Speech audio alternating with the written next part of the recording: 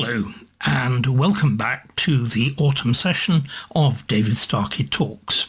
I'm going to begin with a Q&A and with a question that actually I've been brooding on for quite some time, so this may go on a bit. The question comes from Joel Manning, and he says as follows.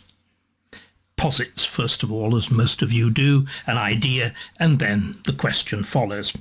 Countries, nations, peoples could be said, Joe says, to have national stories. For the Greeks, it would be the Iliad. For the Romans, it could be said to be the story of Caesar and the fall of the Roman Republic. My question is, what would you say in all its history is Britain's national story, and what makes it so different from the national stories of other nations? Well, forgive me, but quite a few questions are, misusing the term a little bit, begged in that. First of all, let's just, and Joel, sorry, forgive me for being pedantic, but it is actually a very important point.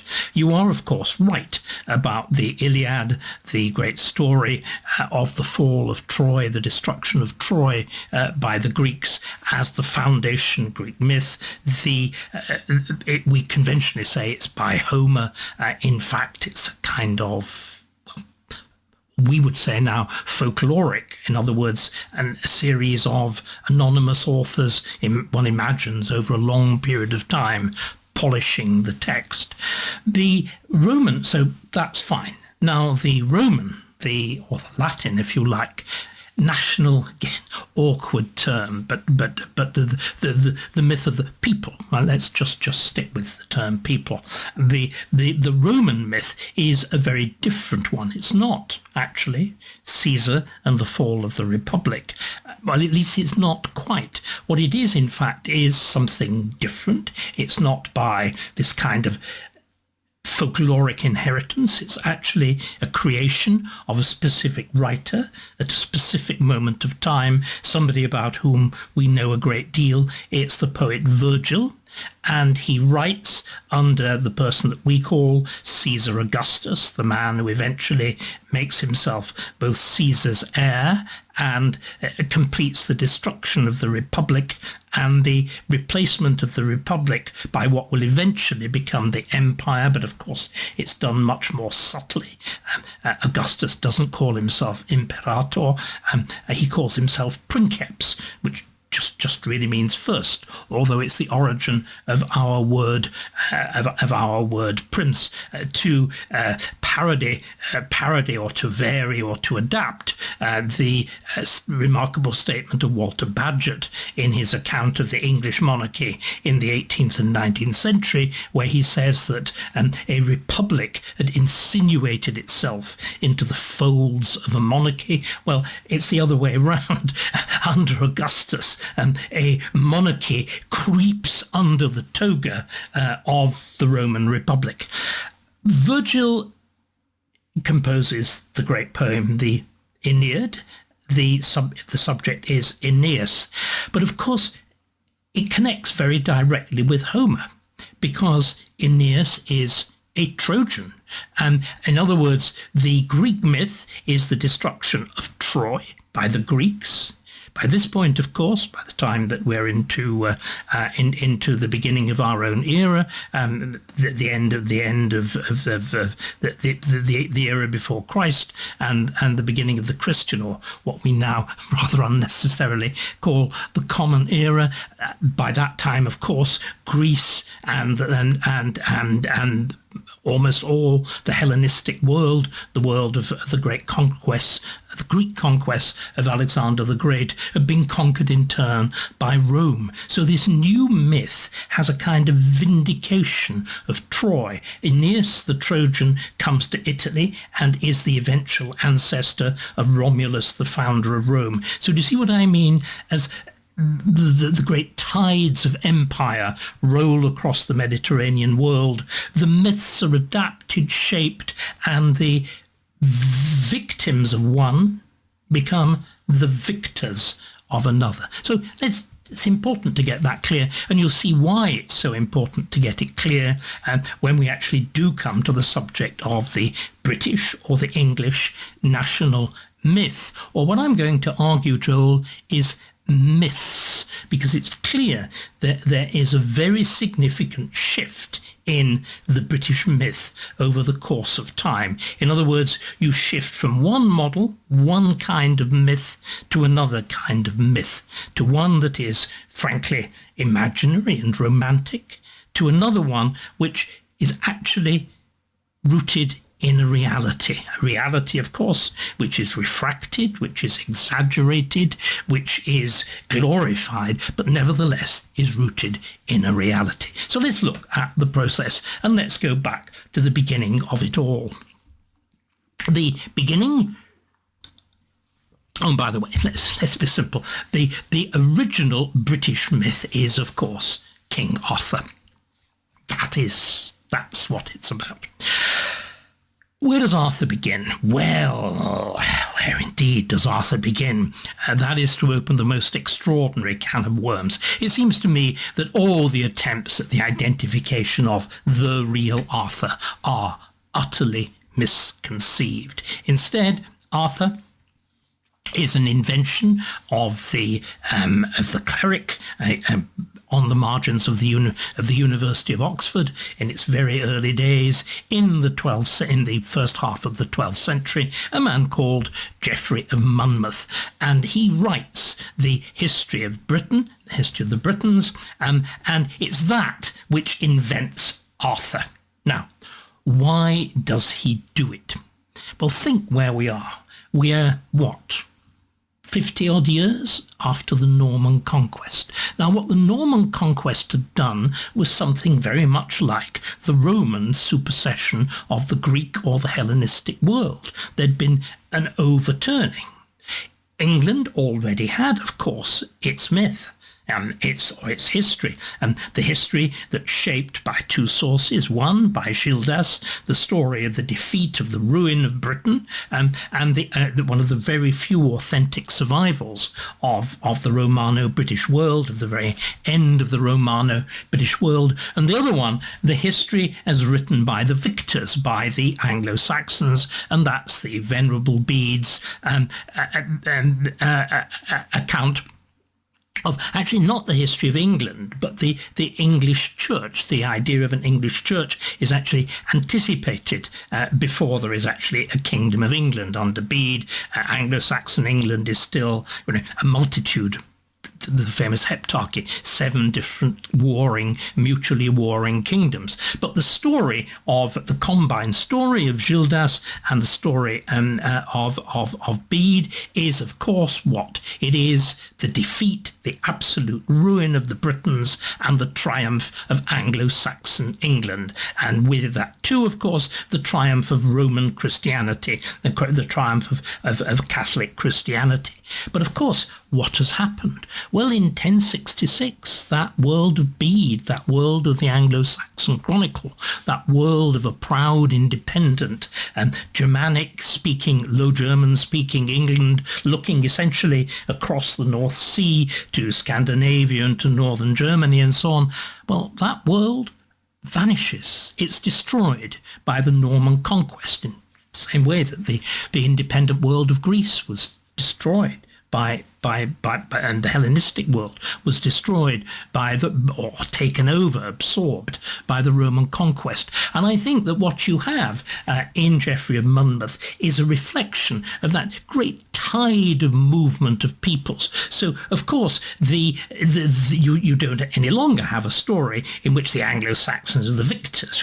They're not. They are now the defeated. And so instead you invent this extraordinary story of the last days of Britain, of the based significantly in Wales and Cornwall, and indeed in Little Britain, Brittany and France, as the resistance to the Anglo-Saxons, culminating in the reign of Arthur, which is both a moment of supreme triumph, with Arthur seen, thanks to the aid of Merlin, thanks to the aid of the prophet magician Merlin, embarking on vast conquests in France and Italy and the Empire and so on and so on. And it presents a world in which the Britons emerge as a kind of equal power with Rome itself, and with, of course, the Anglo-Saxons as a disagreeable enemy, finally triumphant, but only because of the terrible divisions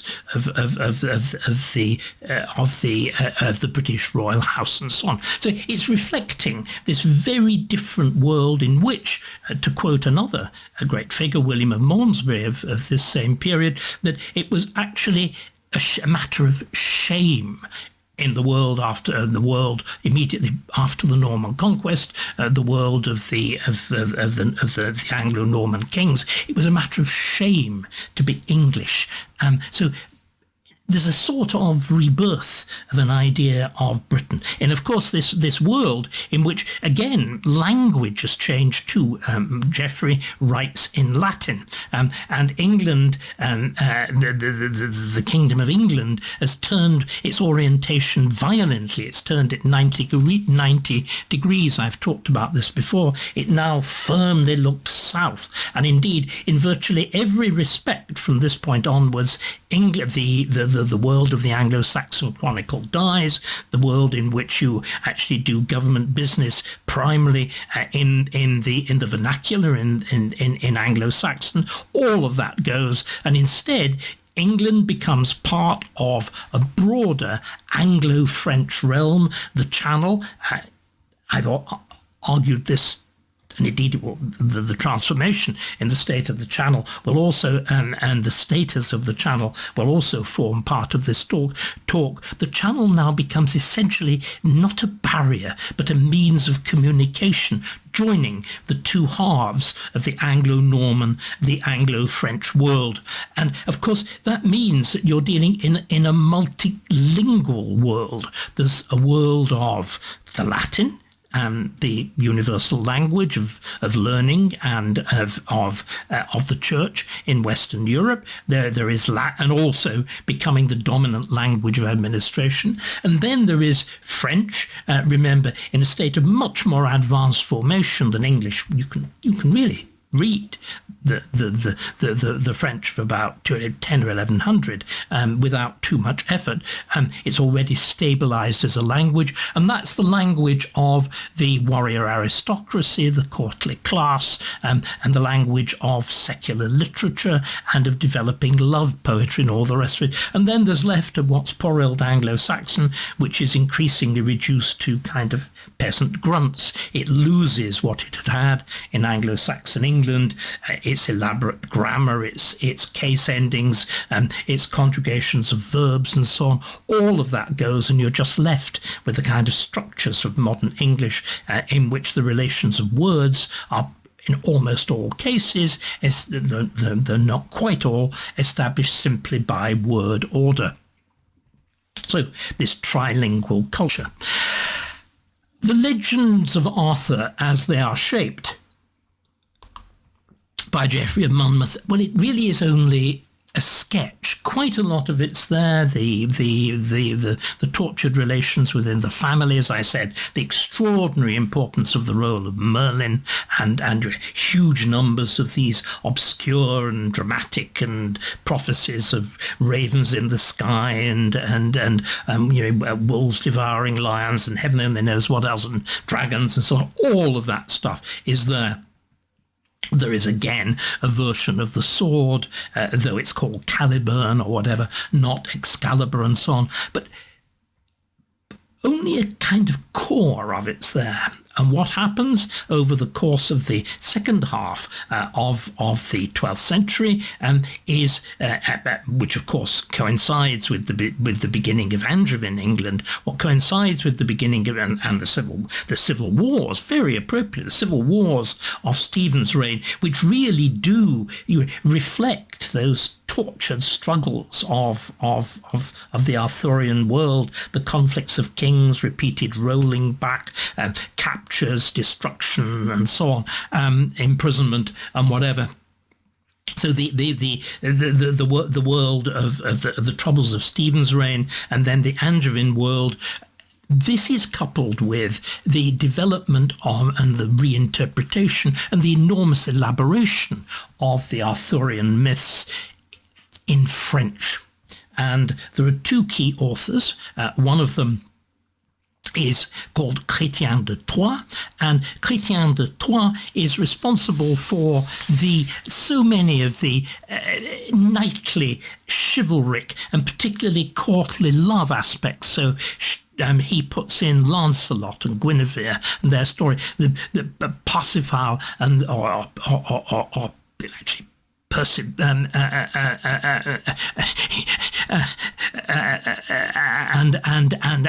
sorry, I'm stuttering.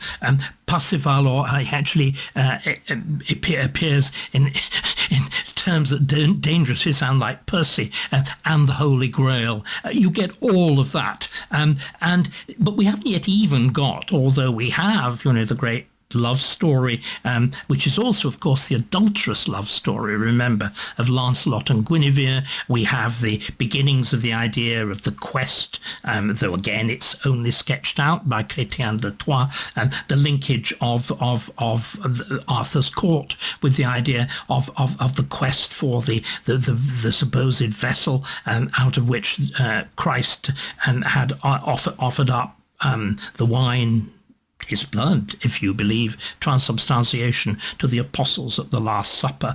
All of that is there, but you haven't yet even got the Round Table. The Round Table comes in with another figure of this time, again writing in Norman French, a man. How you pronounce his name in French, I haven't the faintest idea, but it's Wace, W-A-C-E, in an anglicised version, and he comes up with the idea of the Round Table.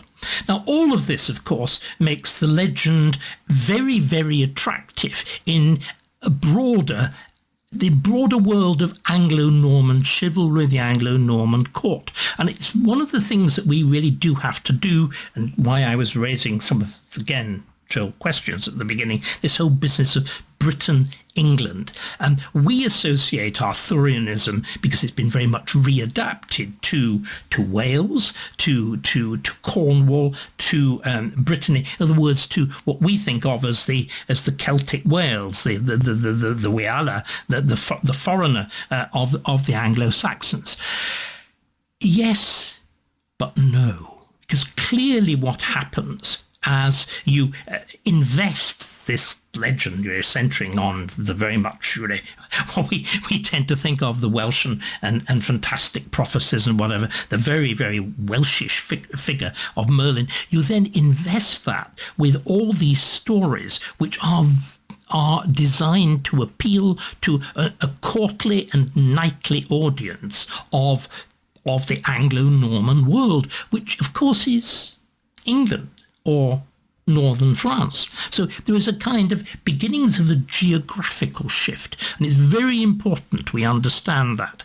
And this geographical shift you can describe really as the Anglicisation, or the rooting of the Arthurian myth, which again was largely based in places that were essentially fantastic, in Camelot and whatever. Places which are really Avalon, which are essentially places of the mind. They're imaginary. They're as imaginary as something in Tolkien. But what tends to happen is they now become increasingly attached, over several hundred years, to be sure, to real places in England. So the myth not simply changes its shape, not simply becomes much more chivalric, much more knightly. It also becomes, shifts language, primarily from Latin into French. It shifts, as it were, social background, class, from clerkly literature into the literature of the knightly class in their their own native tongue, in their native tongue of French, but it also shifts geographically. And the big evidence of this comes towards the end of the 12th century, in 1191, when at Glastonbury, the great monastery of Glastonbury, which had undergone a catastrophic fire in 1184, when the abbot Sully discovers, well, what? The tomb of Arthur and Guinevere. And at that point, of course, Avalon becomes Glastonbury. You're anchoring the legend, you're anchoring the mystery firmly in England. But it's profoundly ambiguous, because at exactly this moment, and what's going on, you have Richard I on crusade, who is without legitimate children. Who is his heir? Well, there's John, of course, who will eventually seize the throne. But in terms of legitimacy, strict legitimacy, which had always been tempered by a very firm sense of realism in this period, in terms of strict legitimacy, the heir was the son of the next brother to Richard, who is Geoffrey, who was the Duke of Brittany, and he's just died, leaving a posthumous child, and that posthumous child is called by his mother Arthur. And it's the first, as it were, direct political usage. What is she doing it? What is she using it to do? Well, she's, of course, invoking the essentially British, to use a word that they wouldn't have used, that they didn't even know, I think, Celtic element. And she is essentially christening the heir to the Duchy of Brittany, Arthur, as a gesture of independence from the Angevin monarchy, and a gesture of independence from England. But Richard plays at this point with Arthur as his heir. Of course, it doesn't come to pass, and instead Arthur is defeated and is eventually captured and almost certainly murdered by John, or murdered on John's orders, or the general story is actually directly killed by the king himself. So you have the beginnings of a shift, which is to Anglicize the idea, we can Anglo-Normanicize the idea of Arthur, but at the same time Arthur preserves for Brittany, Cornwall, and especially Wales, a sense of their own identity within this Anglo-Norman world, of which they are fringe and not entire, by no means willing members. So we get the idea.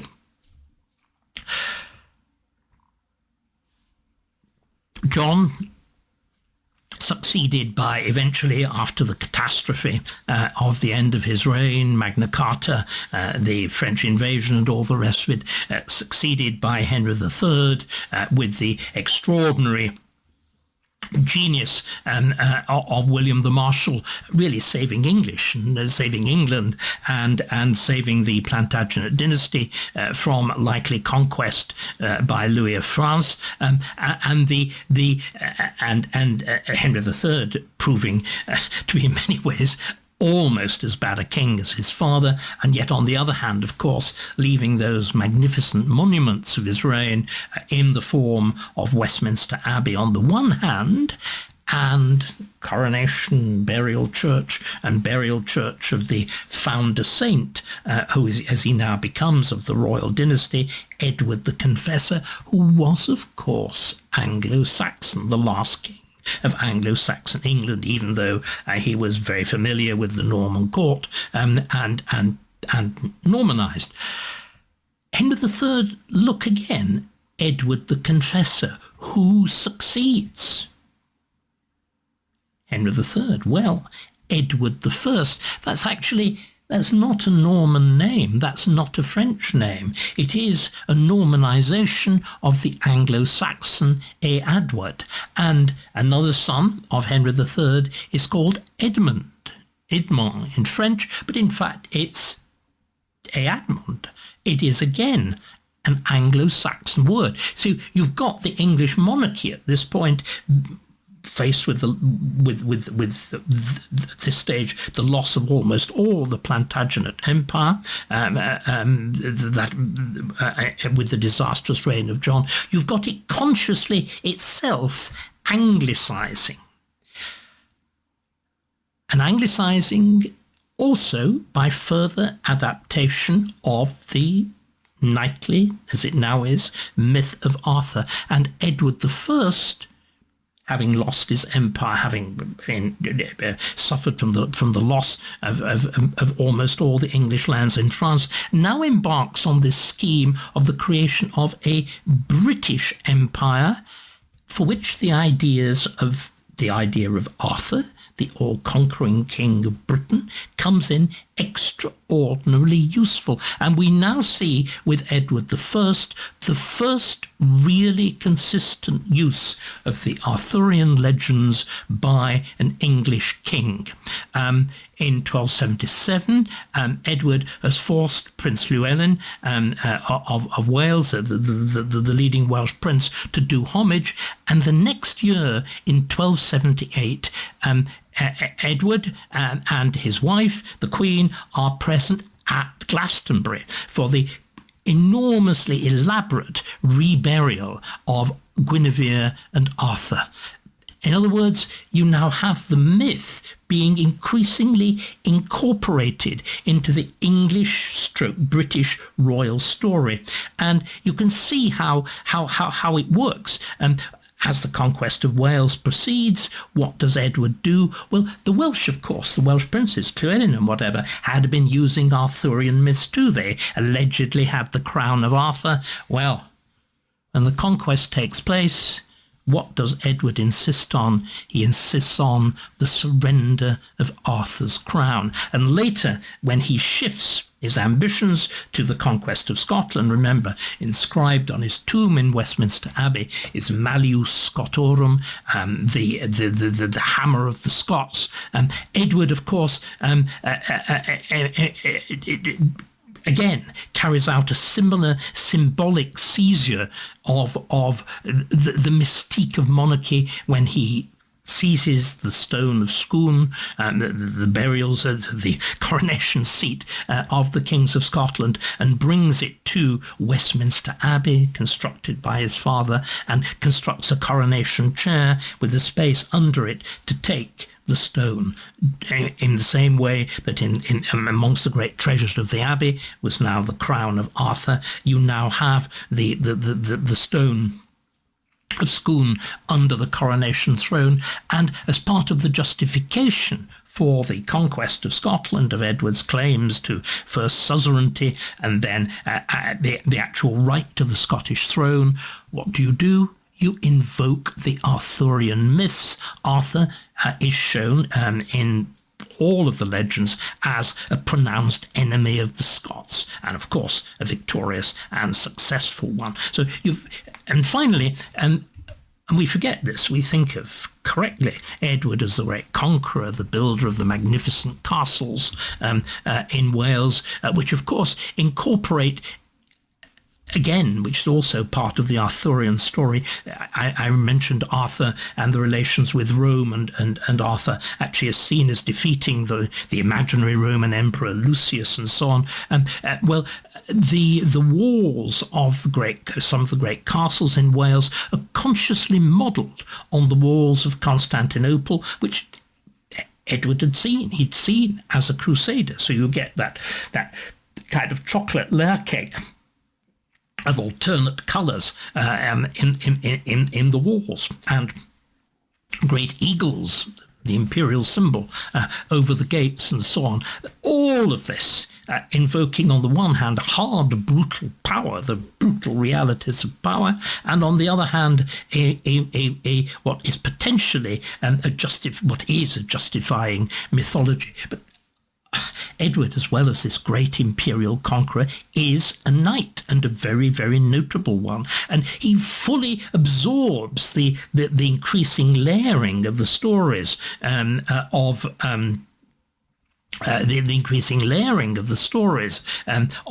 Arthur by actually constructing a round table. And that round table, it is argued, survives and is the round table which hangs in the Great Hall of Winchester Castle, which is, I think, if I remember correctly, actually a product of his reign. It's certainly more or less contemporaneous with it, or it may actually be his father, Henry III, who is a very great builder also, as we've been pointing out. So he takes the fantasies of Arthur and turns them into both the material into the material of political propaganda, into the material of imperial justification, but also part of the actual life of the court, recreations of the Round Table, of the jousts, of the legends, of the myths, for his real knights performing real tournaments with all the accoutrements of Arthur thrown in. This is then Arthur becoming central to the present, as it were, that phrase, self-representation of a specific monarch. But it's not yet, and lending his support to Glastonbury and his endorsement and so on, but it's not yet, as it were, become official. Your point about a national myth.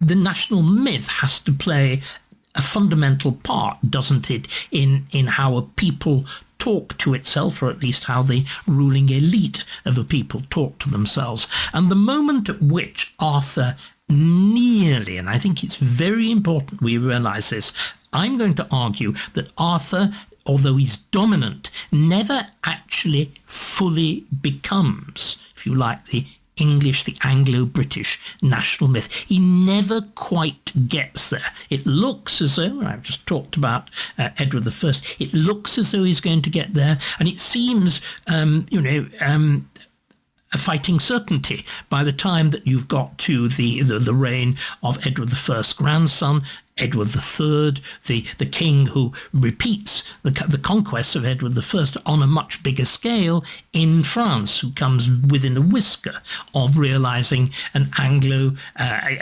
Anglo-French monarchy, who again, the traces of it figure in the royal coat of arms of England right through to the beginning of the 19th century, which quarters the arms of France with the arms of England, and the inclusion of the title of King of France in the royal titles of the King of England. And we can see this process happening in two stages, centering around Edward's great battles in France. The first is in 1344. And this is the moment, again, at which it really looks as though Arthur, the Arthurian myth, is going to become central to the self-fashioning, the shaping of the English elite. Because in 1344, we've already referred to Edward I constructing a round table. Big piece of wood, it's quite impressive.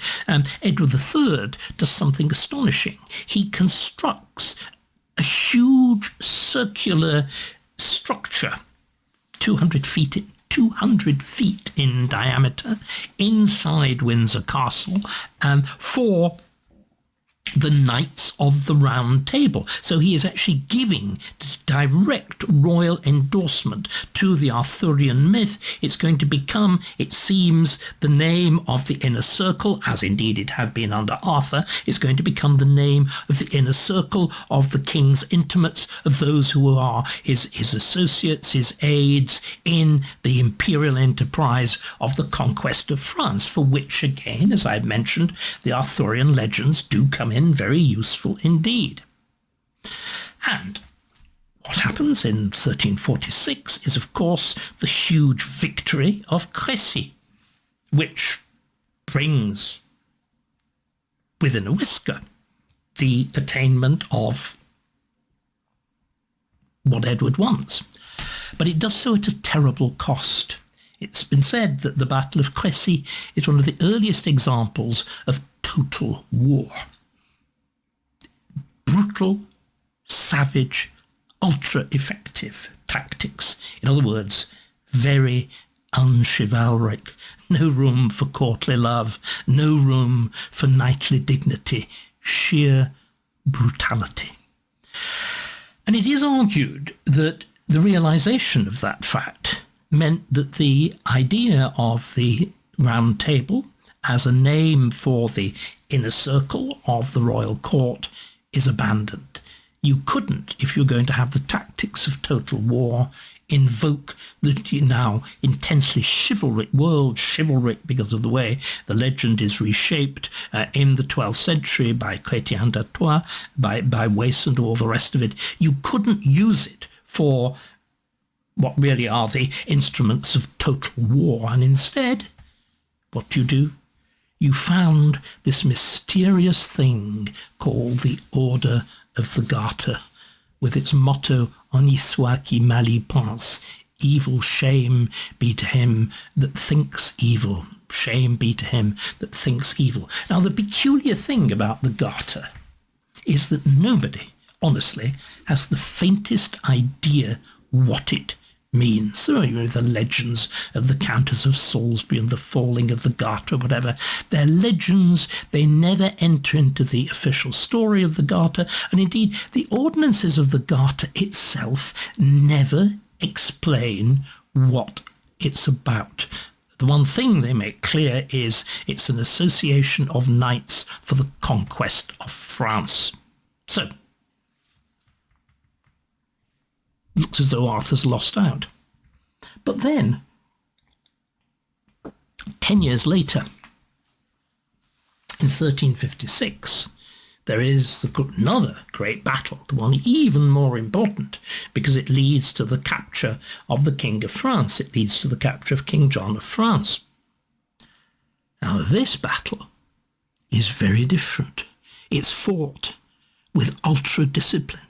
It's fought with Arthurian chivalric values, and you have a conquest and a captured king, of course, who is treated, and large part of the nobility of France, who are treated with all the dignity and the rank and the honour and the brotherliness, and of course you also extort a vast ransom, but that's another matter. And by the way, Edward has also captured the King of Scotland. Now, this is a genuine, at this point now in the 1350s, you are in a genuine Arthurian world in which you have conquered kings received received at your court and treated with honour, dignity, participating jousts and all the rest of it. And what happens? You now begin, or what seems to happen, it's hotly disputed, but the Arthurian myths are revived and are sort of stuck on to the Garter in a fashion that leads almost all writers on the Garter from its foundation in this decade and its elaboration in this decade of the late 1440s to the 1450s, all subsequent writers associate Arthur with the Garter, even though it's never explicit. So Arthur has become unofficially, he's become wrapped, he's become enfolded. Again, that business of the insinuation in Arthur is insinuated into the robes of the Garter. The Arthurian legend is re-insinuated into the robes of the Garter. But again, it doesn't dare to speak its name. It's not explicit. It remains important as we then go through the 15th century. Kings continue to play around with the idea. One who just conspicuously is another Edward IV, the first king of the House of York, who actually has a bastard son who is called Arthur, named Arthur. And Edward IV also descends from the great Welsh March family, the Earls of March, the Mortimers and so on. So the myths are played with there. But the moment at which it looks as though, again, this point that I'm making, that the Arthurian myth is going to become official, that it's going to be part of the actual self-identification of the English monarchy, is, of course, under that least English of kings, Henry VII.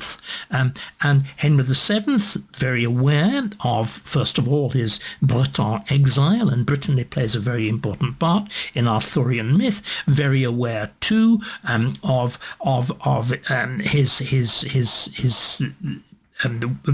his Welsh descent through his father, the so-called, well, it is the Tudor descent, except remember, they're only called Tudor by people like Richard III, who despise them, but the extraordinary relationship, probably marriage, but we're not quite sure, of Owen Tudor, who is a squire of the household of the widow, the Queen Dowager Catherine of France, the very young, very lusty widow of Henry V, and that marriage which leads to the extraordinary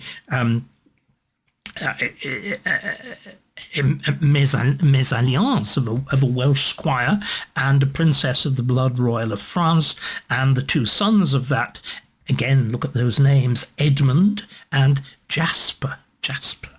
Very sort of Welshish and whatever, and Jasper, those two boys are the half-brothers, the uterine half-brothers of Henry VI, and Edmund, as we know, is married to that other quasi-royal member of the House of Lancaster, Margaret Beaufort, descended from John of Gaunt's third marriage, which is an equal mésalliance to Catherine Swynford, who is effectively the au pair to John of Gaunt's first two wives, and you get that fusing of those two very, very peculiar semi-royal families into what becomes the House of Tudor.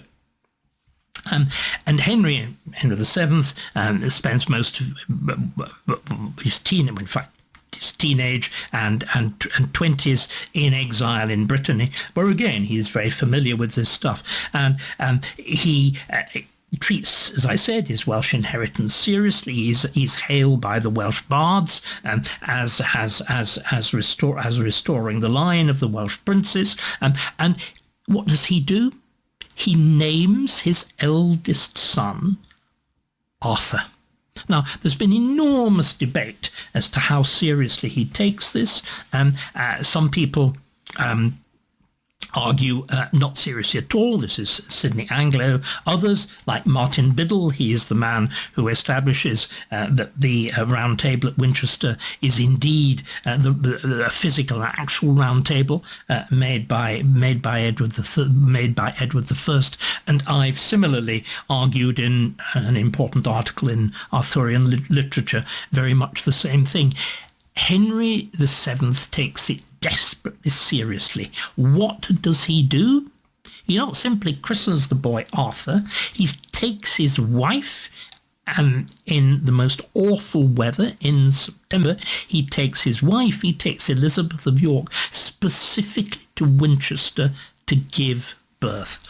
Why Winchester?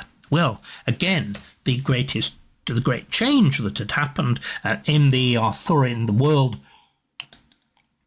of the Arthurian myth, and signifying its extraordinary importance, is that the myth had been reworked and translated into English, the newly developing English of the 15th century. Remember, English is a very, very modern construct. It's only Chaucer in the late 14th century, and about 100 years later, you get Thomas Malory, who reworks the Arthurian legends into English. But he not only works them into this new fused language invented largely by Chaucer, at least in its literary form, this fused language of the bare grammar and bare basic vocabulary of what was the Anglo-Saxon peasantry, and with a huge admixture of first French words and then increasingly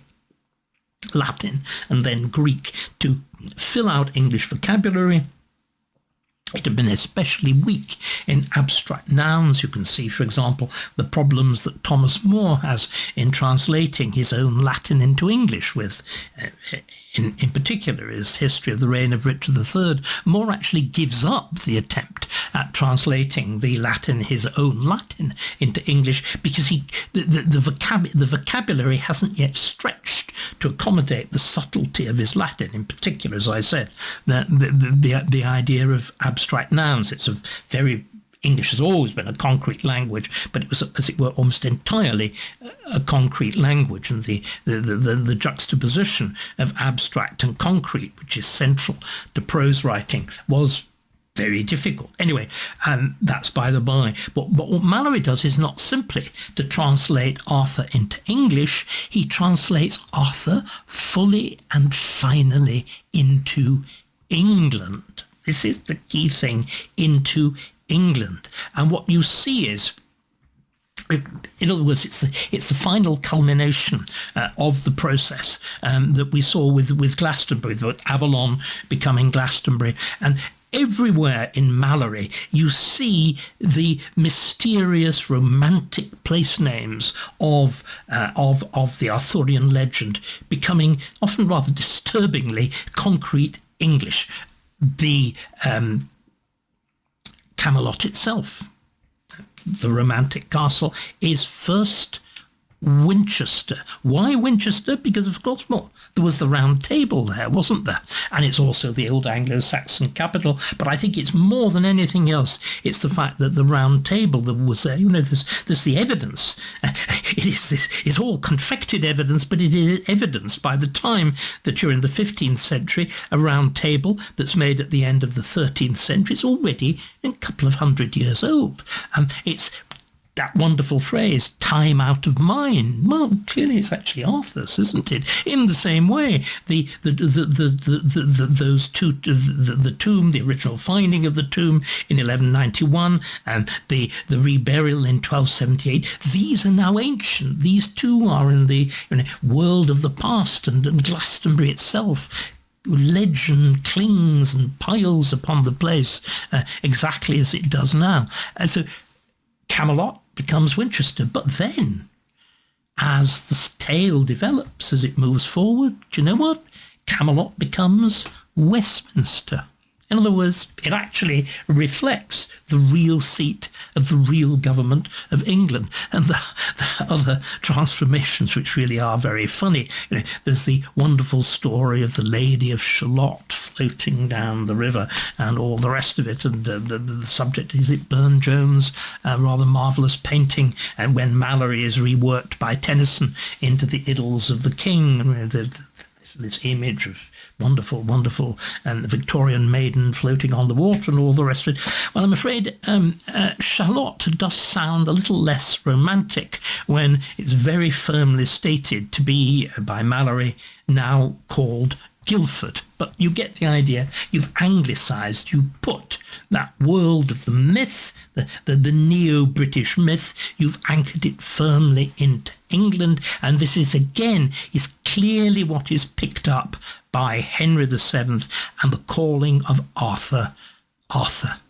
If Arthur had lived, it seems to me there is absolutely no doubt that the Arthurian legend, with the kind of fusion of the different elements, the British, Anglo-Saxon, Roman, the different elements that could be seen as making up Henry VII's realms, would have become extraordinarily prominent. But Arthur dies. Henry VII's attachment to the idea doesn't, however. There are two very interesting references. One is a reference which comes from the archives of Milan. Milan at this stage is in his last days as an independent duchy before it falls first to France and then to the Habsburgs. But there is agitation by the Duke of Milan, Il Moro, of the House of Sforza, to become a Knight of the Garter. Henry VII says very firmly, I'm terribly sorry, you can't. France, which has had the other claim, the Angevin claim to Milan, you can't, because the Garter, all the knights of the Garter are supposed to be friends with each other.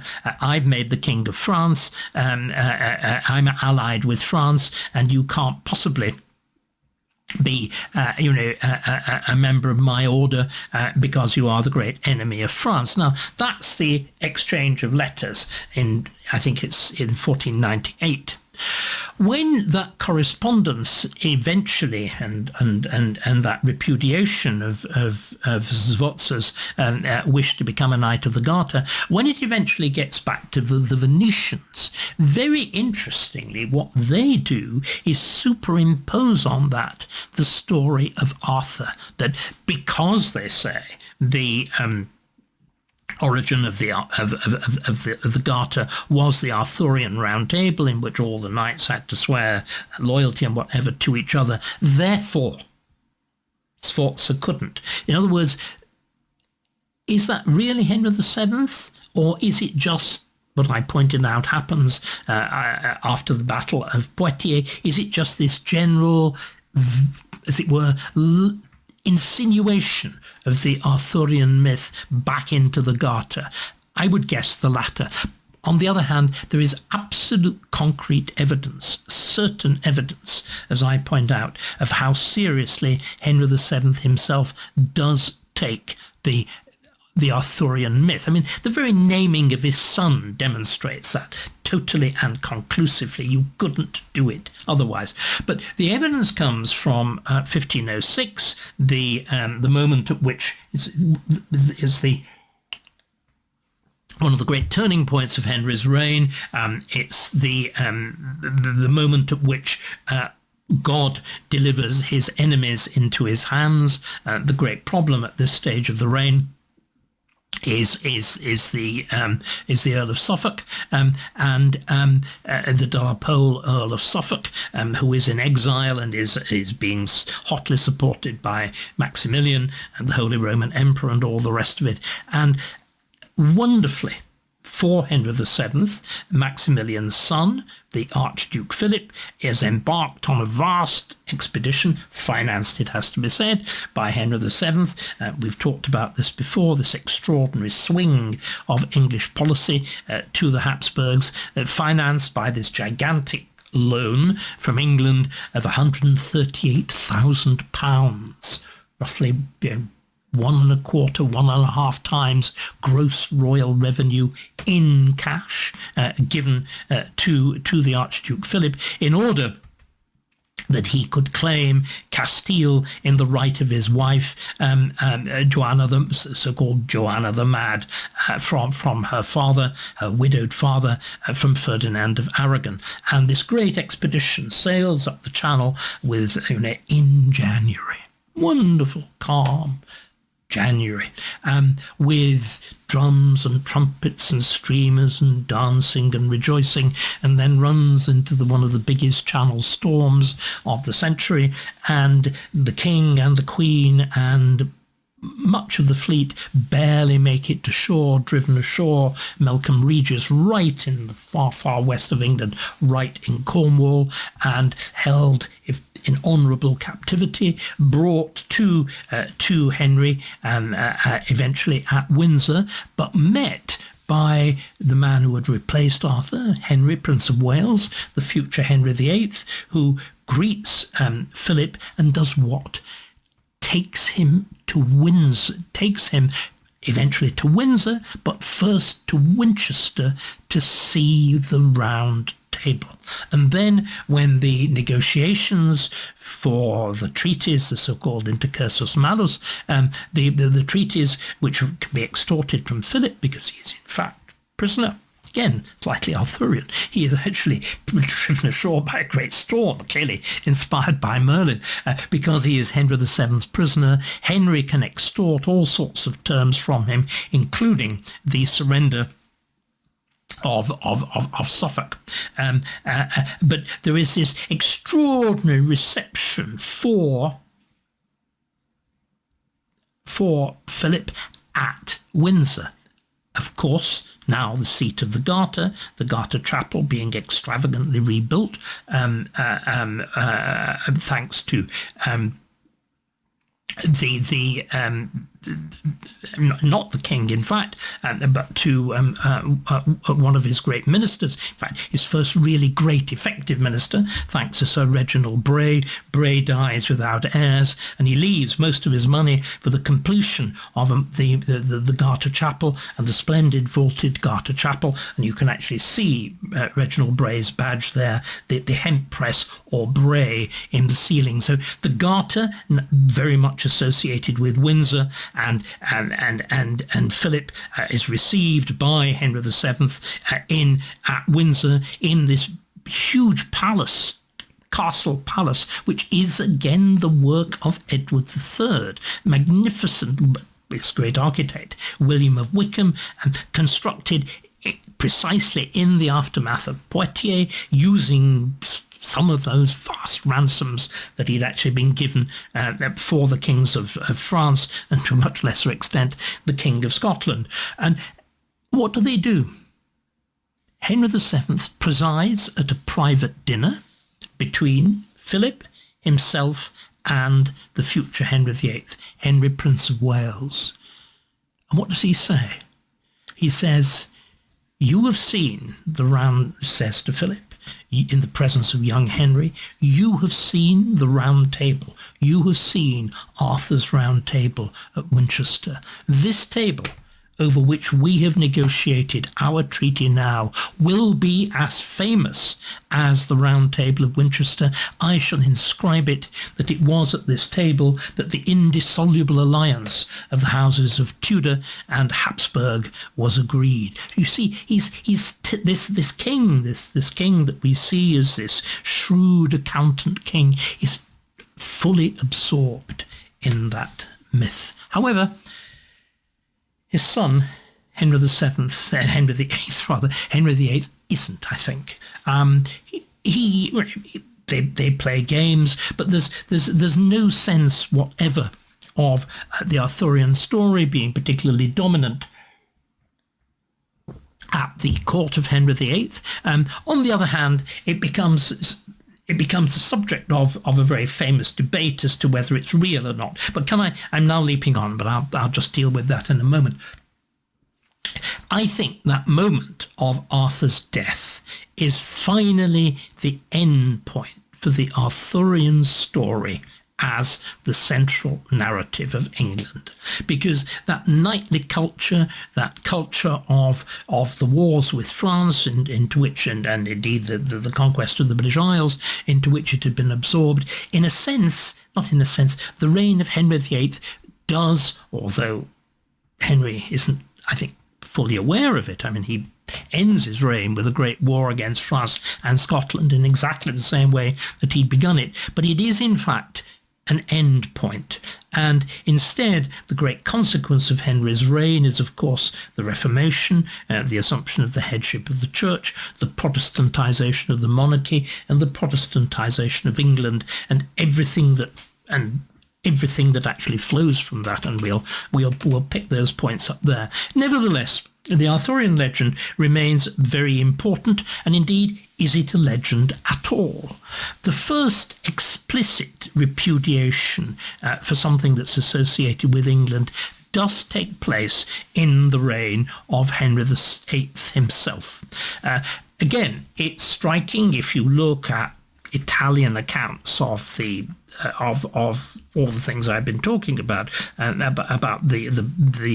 two great battles, which actually frame the establishment of the Order of the Garter, Crécy in 1346 and Poitiers in 1356. If you look at the Italian chroniclers, they're very aware of the Arthurian context, and these are urban, these are sophisticated bourgeois, and they think the whole idea of the knightly romance and whatever is simply silly.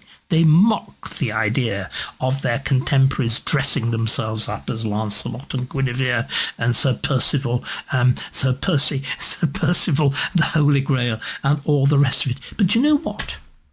That's the view of the urban sophisticate.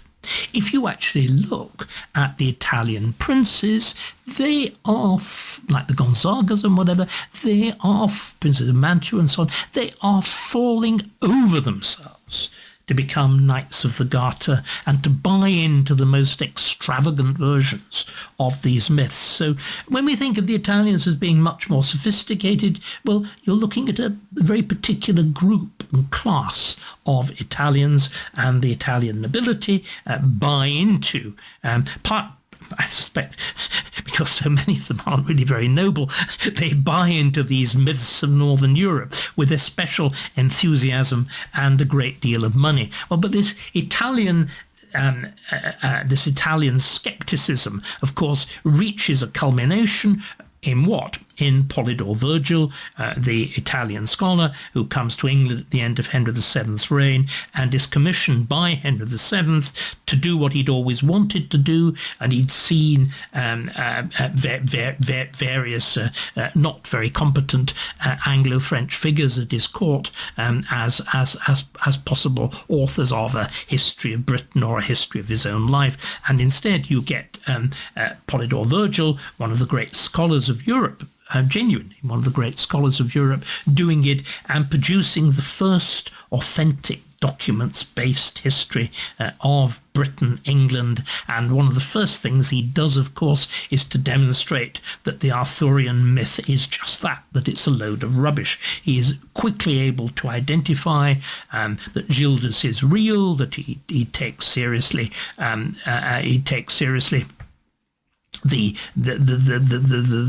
remarkable work of the Venerable Bede and so on, but he recognises that Geoffrey of Monmouth is just a load of old Arthurian tat. This is profoundly controversial and is hotly repudiated by leading English scholars, and Virgil is seen as a kind of a traitor, treacherous, for denying the English national myth, and particularly the work of John Leland, the man who rescues so much of the riches of the monastic libraries and is instrumental, along with Henry's need for scholarship to support the divorce, is instrumental in the foundation of the Royal Library, into which much of the only fragment of the wealth of the monastic libraries is eventually decanted. Leland hotly asserts the authenticity, the genuineness of Arthur, and Henry does indeed deploy Arthur a bit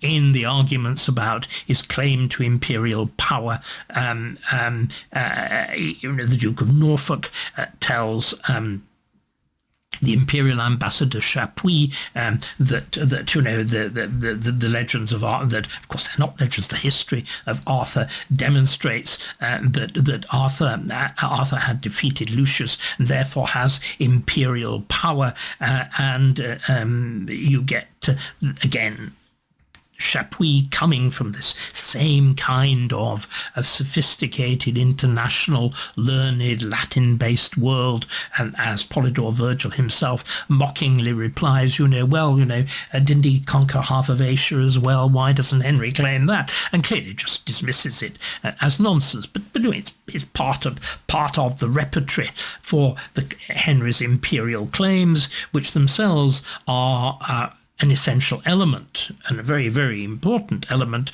of his eventual assertion of the royal supremacy over the church. And the Arthurian legend rolls on.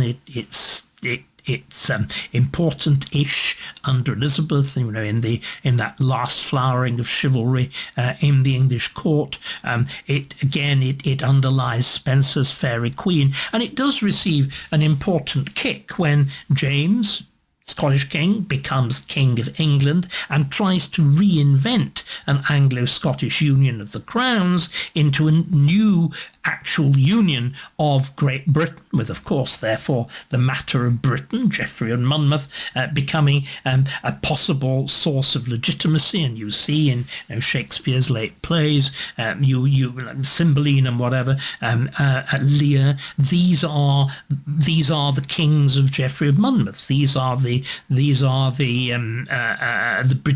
British kings of Geoffrey and Monmouth. It's dribbling. And it continues. In the Victorian period, as I mentioned, you get the extraordinary work of Tennyson. You get the Idylls of the King, which actually sees Prince Albert as a new Arthur. Of course, that's always very inconvenient because you can hardly call Victoria a Guinevere. There is this terrible problem, which incidentally is one of the reasons why, for example, at the marriage of Prince Arthur himself, the marriage of Arthur to Catherine of Aragon, people like Anglo says, well, Arthurian myth can't be very important because it doesn't appear in the pageants for Arthur's wedding to Catherine of Aragon. But how could it when the central problem is the infidelity of Guinevere? I mean, you could hardly make a comparison between Catherine of Aragon and Guinevere. If Arthur's to be Arthur and Catherine would have to be Guinevere. And the relationship, she then goes off into this wonderful adulterous romance with Lancelot. It won't work. So we've got this final petering out, if you like, in Tennyson's Idylls of the King, which is a pre-Raphaelite vision of Arthur. It lacks the blood and the thunder and the force and the rawness of Malory, but there it is, kind of rather pasteboard nobility, a bit like the medievalism, which is jolly in its own way, of the Albert Memorial itself. So, what does then? That's the fact that the Arthurian myth does not become the actual national myth. What does? What replaces it? When does it replace it? Why?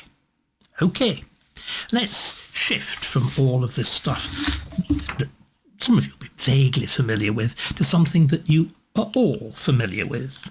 Rule Britannia.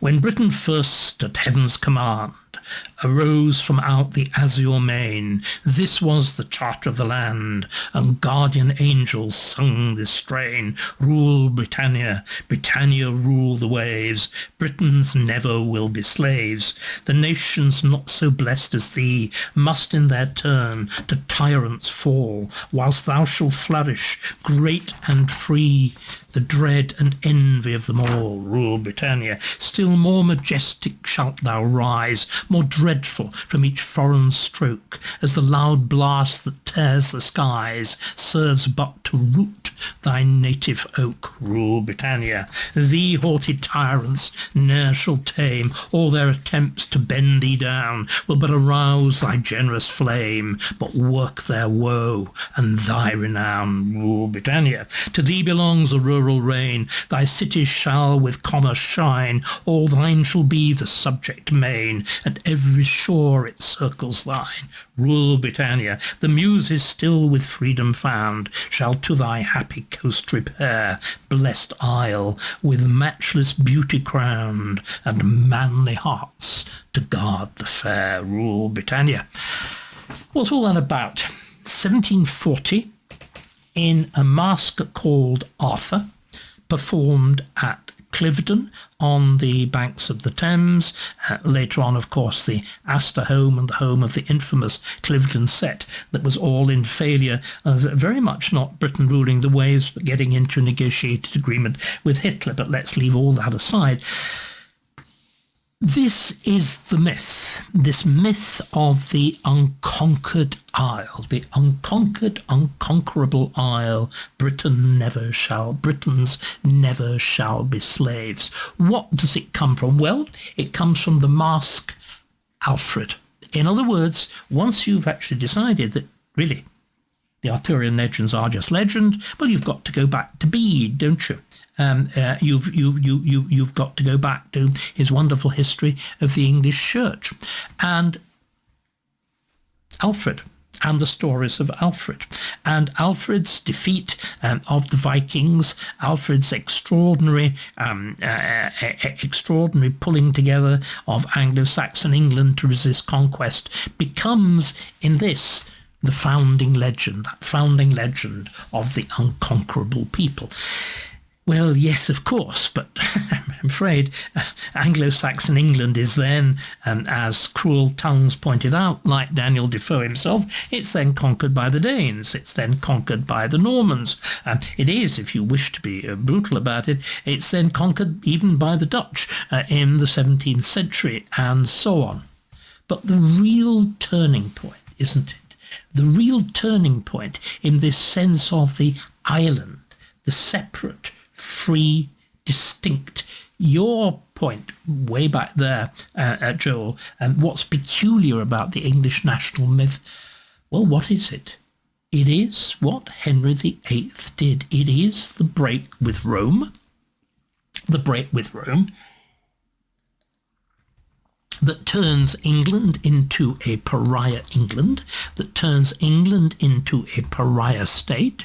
The threat with the Treaty of Nice of 1539 that there would be a joint Habsburg-Valois, France and the vast territories of the Holy Roman Emperor and King of Spain, Charles V, a joint, a kind of European movement, all Western Europe throwing itself at England. And what Henry does, and I've talked about this before, Henry embarks then on this extraordinary program, which again, it is both ideological and physical. And the physical program is this astonishing entire fortification of the English coast, concentrating on the Channel, but going right up to, on the east coast, going right up to Newcastle and to Hull, Kingston upon Hull, to the west, right round Bristol Channel, along Cornwall and whatever, to Milford Haven. And you survey and you then construct these extraordinary, squat, brutal, gun platform forts, brilliantly sited. Many of them we know from the sort of, they're not strictly maps, they're kind of perspective landscape drawings, and very carefully modelled landscape drawings with very accurate representations of the coast. And then Henry, who has a huge slate map table on which he works on this sort of stuff himself, very often actually placing and determining the site of these forts, which of course cost vast amounts of money, and a great deal of the wealth of the monasteries is decanted into these things and the arming of them. And at the same time, you put a stone wall round England. You then put a wooden wall with the beginnings of formal beginnings, again also going back to Alfred, the alleged beginnings of the English Navy, the actual beginnings of a continuous naval structure, a move away from the Cinque Ports to deeper sea ports like Portsmouth and all the rest of it, Plymouth, by Henry VIII. The most famous example, Portsmouth, the Mary Rose, and the Mary Rose itself, although it's built right at the beginning of Henry's reign, then rebuilt as a pioneering example of the new type of ship, the heavily armed warship with its massive cannon placed low down in the belly of the ship, and therefore, of course, vulnerable to incoming water, which is why you need that careful coordination between the firing and then the pulling back of the gun and the closing of the gun ports if you tack. And I'm afraid that coordination did not take place in the case of the Mary Rose, and as we all know, it sinks with a horrible loss of life. But equally, of course, that remarkable preservation, because it's an old ship with all sorts of interesting things on board. Half of it is actually preserved in the silt of the Solent, and we have what I have named the English Pompeii. Right, so under Henry then, England becomes physically, really for the first time, an island. It is this rupture within that Anglo-Norman world, and although I don't think Henry fully intends it, that's what it actually becomes. And what Protestantism does is to drive that wedge, which is also a cultural wedge, and at the same time that you have that real physical change, the enormous campaign of fortification, the naval campaign, you have something else. You have an ideological campaign in which you see England as an ideal island. You see it also as a walled garden, and all the images that we'll see in Shakespeare, the jewel set in a silver sea, and all of this stuff, they're actually many of the actual phrases first appear, again, as I pointed out, in the propaganda produced under Henry VIII in the 1540s in response to this threat of invasion. Now, the invasion, well, sort of does take place, doesn't it? The attack of Francis I in 1545, which manages to capture the Isle of Wight, but nothing more. But and it's a genuine armada. It's bigger than the English armada. There's huge numbers involved, and with Henry VIII acting as his own general at Portsea Castle, actually directing the resistance. And he's pretty hopeless offensive general. He's a very good defensive general. But that's never quite entered the English imagination, has it? But of course, that sense of the England as the island, England alone against the rest of Europe, England alone against the might of a continent, England free against an oppressive, princely, absolutist regimes on the continent. Well, it's under Henry's daughter, isn't it, Elizabeth, and the Spanish Armada, and God's winds blew, and they were scattered, and Elizabeth at Tilbury, though she had the body of a weak and feeble woman, she had the heart and stomach of a king, aye, and a king of England too, and thinks foul scorn that Philip of Spain or any other prince, and whatever. That myth, that legend, that reality. And that idea embeds itself.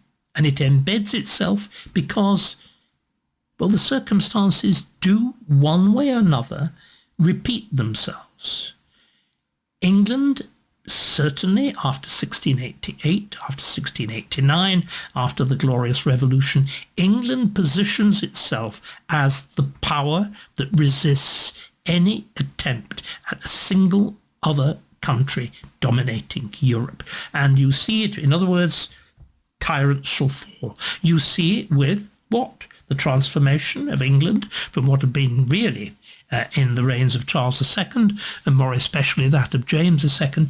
Not quite a French colony, but certainly a French dependency. England, within a mere 15, 16 years by the Battle of Blenheim in the middle of the reign of Queen Anne, bringing down the might of Louis XIV. And the man who does it, of course, is John Churchill, Duke of Marlborough, and it is Churchill's descendant, Winston, who gives this myth going back to the Armada, it's this sense of England alone, England distinct, England resisting attempts at continental domination, which are both, on the one hand, attempts at establishing an hegemony over the whole of Europe, and are also associated with racial and religious persecution at home, in the case of Louis XIV, that of the Huguenots. That idea is then seen as a thread, a silver thread, golden thread, if you like, running through English history. So it's the saving of Europe, how we like to see it, the saving of Europe from Louis XIV, the saving of Europe from Napoleon, the saving of Europe from Hitler, and very consciously, I think, Boris Johnson, the saving of Europe from Putin. I think that thread runs. You get the idea. It is a new myth. It's a peculiar myth. It's a myth which isn't quite unique. It's a very odd and distinct myth. It's rooted in sort of fact. It's rooted in the quasi-fact of Alfred. It's rooted in the real fact, though sort of unspoken, of the gigantic changes of Henry VIII's reign, fully coming to the surface under his daughter Elizabeth, and then in the repeated stance taken by England and Britain thereafter vis-à-vis any power attempting to establish hegemony over Europe. It is not quite unique, is it? Because it's been handed over, like so much else, Joel, to the United States of America, where another version of it, you can call it the Monroe Doctrine or whatever else you can, another version of it is there, very, very consciously established by the Founding Fathers, with, I suppose, Jefferson in particular, with the Louisiana Purchase, the attempted playing off Britain by alliance with France and so on, that same sense of a new world, an enclosed world, a different world, a world that can bid defiance to everything outside and at the same time rule it and govern it. That extraordinary phrase which you get in Jefferson, that there would be an American empire of freedom. Hello, and thank you for watching David Starkey Talks. If, as I very much hope, you're enjoying them, why not become more actively involved and join my members club? As a member, you'll be able to take part in the members-only weekly question and answer session, suggest topics for forthcoming videos, and have priority booking for my forthcoming live events. And while you're at it, why not have a look at the store page on my website, davidstarkey.com. There you can purchase t-shirts and other merchandise, buy signed copies of my books, and, if you're feeling brave and a bit flush, even arrange to take me out to lunch. Thank you once again for watching. I look forward to hearing from you and to welcoming you to my members club.